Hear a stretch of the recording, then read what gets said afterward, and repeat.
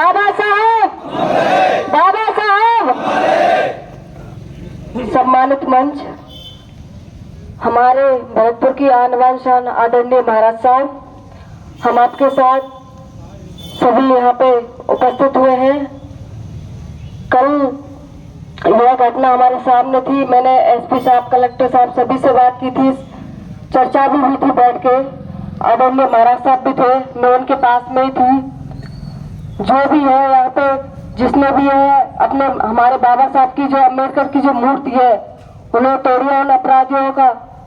मैं अब सबसे यही गुजारिश करती हूँ कि मैं आपके ही समर्थन में हूँ और यहाँ पर उन अपराधियों को पूरा प्रशासन भी यहाँ पे है, जल्दी से जल्दी इनको गिरफ्तार करें। और यहाँ पे आपके संदर्भ में और सभी प्रशासन के संदर्भ में पकड़ने के बाद में यहाँ पे मूर्ति बाबा साहब की स्थापित हो, शांति पूर्वक हो। मैं यही उम्मीद और आशा के साथ आपके बीच आई हूँ। राम राम साहब, जय भीम। और आगे की प्रक्रिया हमारी आदरणीय महाराज साहब कहेंगे। महाराज साहब। आदरणीय सिंघल साहब, मेरे साथ पधारी भरतपुर की सांसद संजना जी, तो मेरी बेटी बराबर हैं। सभी समाजों के बुजुर्ग, यहाँ हाजी साहिबान काफी हैं, मुंशी खान जी बैठे हैं, एक एक से वाकिफ हूँ। मेरा आपसे एक निवेदन, ये सूचना अभी तक किसी ने आपको दी नहीं। एक आदमी को गिरफ्तार कर लिया और सबूत के समेत गिरफ्तार किया। यहाँ एक ही आदमी ने गड़बड़ करी और थानेदार जी का है इंदिरा मनीष।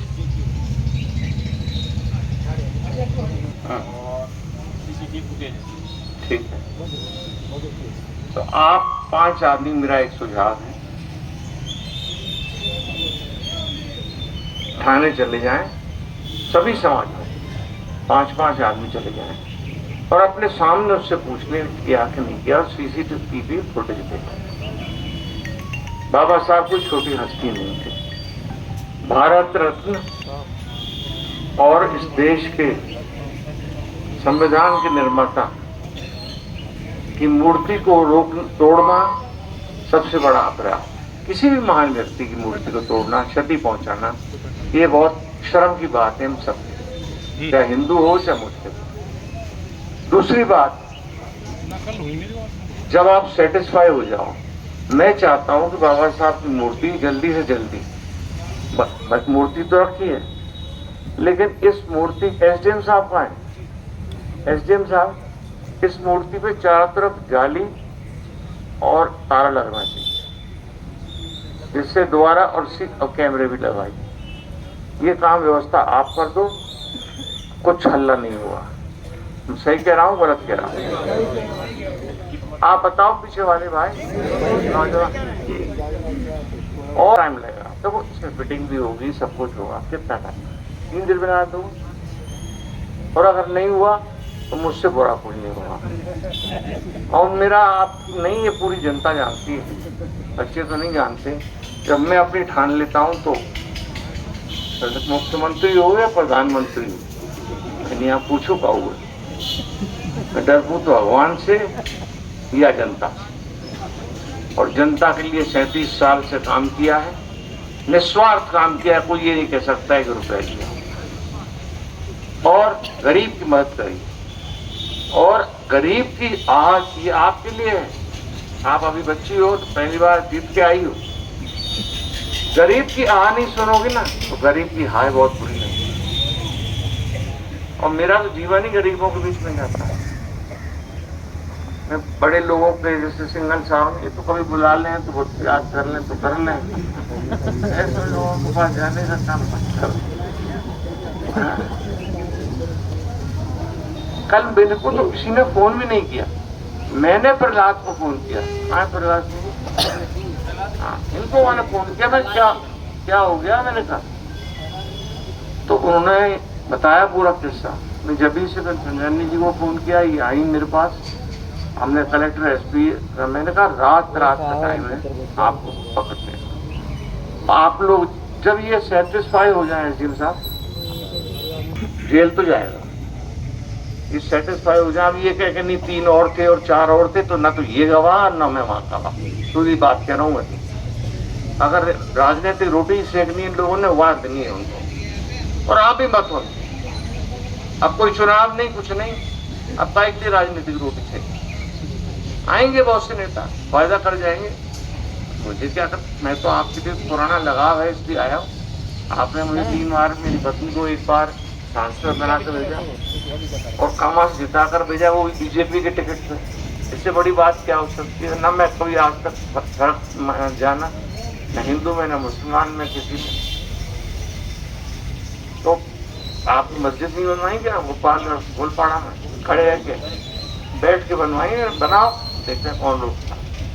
तो मेरे को मेरे पे मत दो, मेरी पे आ जाऊंगा तो फिर मैं थोड़ा भारी पड़ सकता हूँ। चुनाव भले ही हार गया हूँ, सरकार में नहीं हूँ, लेकिन वजन कम नहीं और जोश कम नहीं है। उम्र में भी 65-63 साल का हो गया, तो ज्यादा नहीं, 20 साल की सी है छोटी अभी, आप चिंता मत करो। लेकिन कुछ देखो, मैं आप जनता से एक निवेदन करना चाहता हूँ, और प्रेस के बंधुओं से खास तौर से, कि देखिए 2 चीज नहीं होनी चाहिए। एक तो पार्टीबाजी इसमें नहीं होनी चाहिए, और एक दूसरी बात भी बहुत जरूरी है, बहुत जरूरी चीज ये है कि राजनीतिक रोटी नहीं सेकें।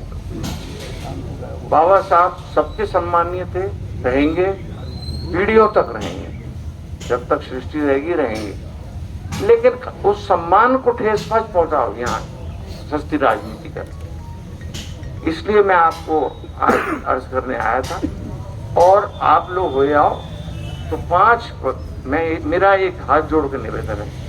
सिंघल साहब, आपकी जिम्मेदारी है, आप विधायक भी रहे, यहाँ से मंत्री भी रहे, कि ये हर समाज प्यारे, मतलब एक आदमी ले लो हर समाज से, और सब मिल करके उसका उद्घाटन करा। ये मेरी तरफ से आपने प्यार दिया, सम्मान दिया, इसके लिए बहुत बहुत धन्यवाद। और मैं आपसे दूर नहीं, जब चाहो फोन कर देना, परिराज से नंबर लेना, सबका पे नंबर है, और मिसलू पे है वे नंबर, सब पे अरे ना है, लेकिन तू फोन। अब मैं आज्ञा लूंगा, मेरे भी आगे प्रोग्राम है आज, और तबीयत भी ठीक नहीं है। आपने प्यार दिया, सम्मान दिया, आदर दिया, उसके लिए सभी को धन्यवाद। सभी अफसर जितने मौजूद हैं, चाहे पुलिस के हो चाहे एसडीएम साहब हो, उनको धन्यवाद कि आपने हमको। मैं इतना कह रहा हूँ कि हमारे बीच में महाराज साहब, हमारी आन बान साहब आए, और जो मदन मोहन सिंघल साहब को जो उलाहना दे रहे बगैर बुलाए मैं आया, इसके लिए हम पूरे 36 बरादरी से माफी मांगते हूँ। आप हमारी शान है। रही बात ही कि खंडर इमारत की गुम्बद बता रही है कि इमारत कभी बुलंद थी। महाराज साहब ना आपने कभी जातिवाद का भेदभाव किया, ये ना कोई बीजेपी का टिकट मान रखा आपके सामने, और आज जो आप यहाँ आए, भारत रत्न आदरणीय बाबा भीमराव अम्बेडकर साहब, जो भारत रत्न और जिसने देश का संविधान बनाने में 1947 में उस कानून बनानी सभा के अध्यक्ष रहे, उसका पूरे समाज में इसकी निंदा करता है। और